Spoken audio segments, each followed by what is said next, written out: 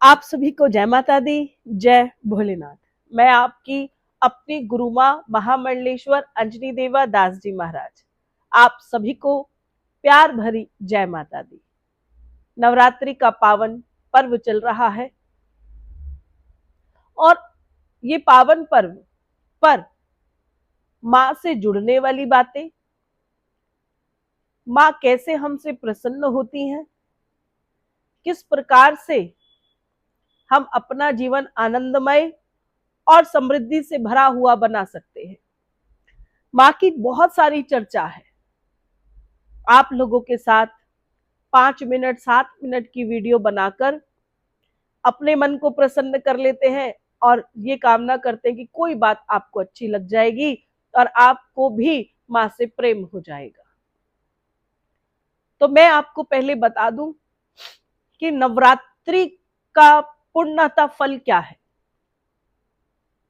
नवरात्रि का पूर्ण फल का अर्थ होता है जो व्यक्ति माँ के ये 9 नवरात्रि करता है, माँ भगवती उनका भाग्य उदय कर देती है। माँ भगवती के नवरात्रे रखने वालों के जीवन काल में आनंद और शांति का आगमन हो जाता है। साथ में कहूंगी कि समृद्धि का वास हो जाता है। आनंद इसलिए कि नवरात्रि का मतलब 9 दिन की माँ की आराधना से जोड़ा गया है और 9 दिन भी लगातार भावना के साथ जब आप आराधना करते हैं तो आपके मन में स्थिरता और आनंद आ जाता है। 9 दिन आप अच्छा आहार करते हैं, माँ का पूजन करते हैं, माँ का नाम जपते हैं और चारों ओर से हर कोई जब ये आराधना कर रहा है तो वातावरण में बहुत ही शुद्धि का वास है। इसी कारण से हमारा मन को शीतलता प्रदान करता है। इसीलिए हम हिंदू धर्म के सभी लोगों को नवरात्रि का व्रत अवश्य करना चाहिए और माँ को प्रसन्न करना चाहिए, जिससे माँ हमें आशीर्वाद देती है और हमारा जो जीवन है वो बहुत ही अच्छे रूप से हो जाता है। समृद्धि का अर्थ बड़ा ही खास है। समृद्धि का अर्थ केवल धन नहीं है। हमें बचपन से ही ऐसा लगने लग जाता है समृद्धि मतलब पैसा। समृद्धि अर्थात हर उस चीज की बढ़ोतरी जो हमारे जीवन के लिए अच्छी है, जैसे कि भगवान की भक्ति बराबर समृद्धि, मन की शांति, माँ की अनुकूलता समृद्धि है, अच्छे वचन और कुछ मंत्रों का उच्चारण भी समृद्धि है। और साथ कहूंगी जब ये सारी चीजें आती हैं तो अपने आप धन का आगमन भी होने लगता है। इसीलिए सब कुछ मिलाकर समृद्धि माता दुर्गा जी की आराधना करने से हमें प्राप्त होती है। माता जी के 9 रूप हैं और 9 रूपों में 9 ग्रह जुड़े हुए होते हैं। प्रत्येक ग्रह एक माँ भगवती के नाम रूप से आधारित होता है। इसीलिए जो 9 दिन की आराधना करते हैं तो 9 ग्रह जो है वे हमारे जीवन काल में अगर वक्रीय है या टेढ़ी चाल चल रहे हैं तो हमें उसका दुष्परिणाम प्राप्त नहीं होता। देखिए, कोई आपको मार नहीं रहा है, अगर वो आपको उपहार नहीं दे रहा तो कोई बात नहीं, पर वो आपको कष्ट भी नहीं दे रहा, इतनी बात काफी होती है। तो ये ग्रह जो है आपको बुरे परिणाम नहीं देते हैं। इसलिए 9 दिन की नवरात्रि करने से कुंडली के जो दोष हैं, कुंडली के ग्रह दोष जो होते हैं वे ठीक होने लग जाते हैं। लेकिन जो लोग माँ की आराधना तो कर रहे हैं पर माँ पर भरोसा नहीं करते, उनके दोष नहीं जाते। विश्वास और भाव से ये कार्य होता है। थोड़ी सी बात ये कर ले कि नवरात्रि का जो उद्देश्य है मैंने पहले भी बताया है पर नए तरीके से आपको बताऊंगी। कि जो व्यक्ति नवरात्रि करता है उसको अपने घर में प्याज लहसुन नहीं रखना है, शुद्धि का वातावरण बना के रखना है।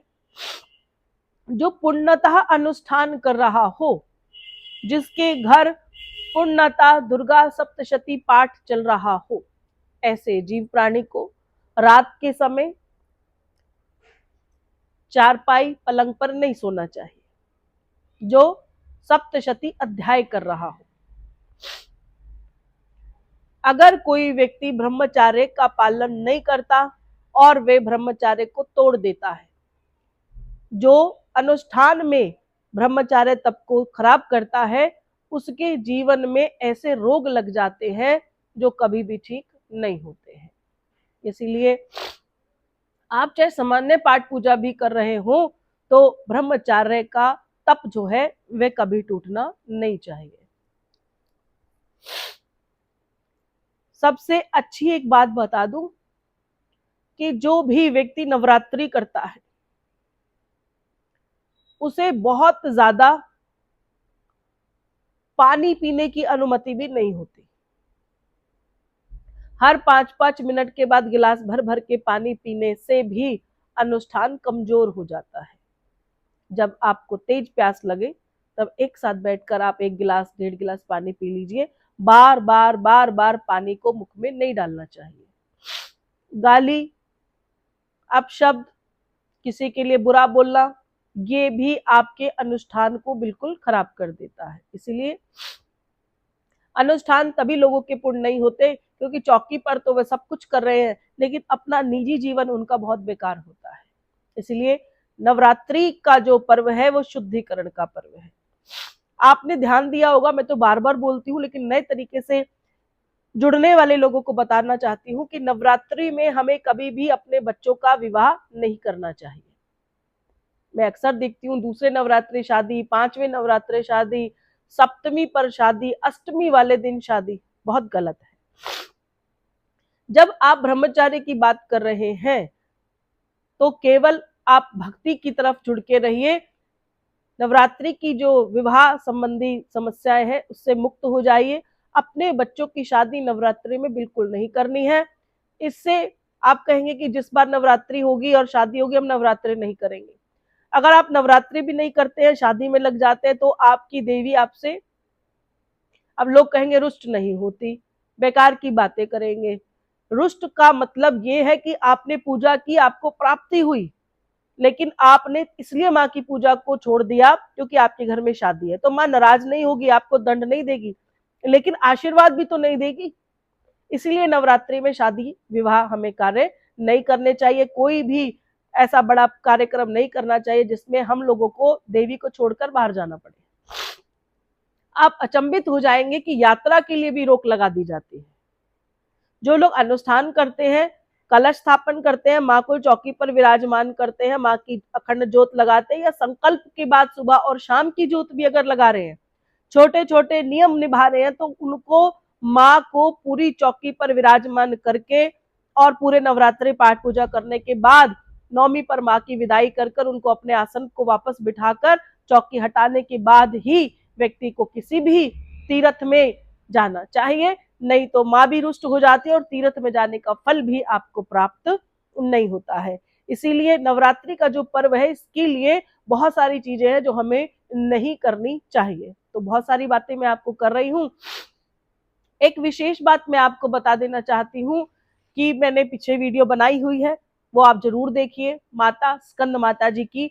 जब आप स्कंद माता जी का व्रत करेंगे और पाठ पूजा करेंगे तो याद रखिए कल के दिन माता जी को आपने शाम के समय आरती के बाद माता जी के निमित्त थोड़ा सा जल छोड़ना है। ये जल छोड़ते हुए आप अपने बच्चों की मंगल कामना के लिए माँ के सन्मुख ये जल छोड़ेंगे।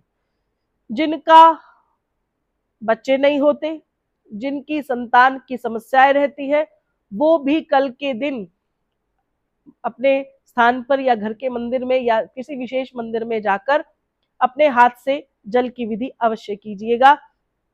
इसका अर्थ ये होगा कि आपने ये जल माँ को अर्पण किया है कि जो भी हमारा समस्या है वह ठीक हो जाए, इसलिए ये कामना आपको जरूर से जरूर करनी है। जिनके घर में बहुत समस्या रहती है, कल के दिन उन्हें एक पान के पत्ते के ऊपर केसर रख के माता जी को अवश्य अर्पण करना है। देखिए जीवन बहुत आनंदित हो जाएगा। बाद में लोग पूछते उसका क्या करना है। जो वस्तु आप चढ़ा देते हैं वे सारा दिन वहीं उनके सन्मुख रखिए। अगले दिन उसे हटाकर कहीं भी जल में विसर्जन कर दीजिए या किसी पेड़ पौधों में उसे आप डाल दीजिए। यही कार्य आपको करना है।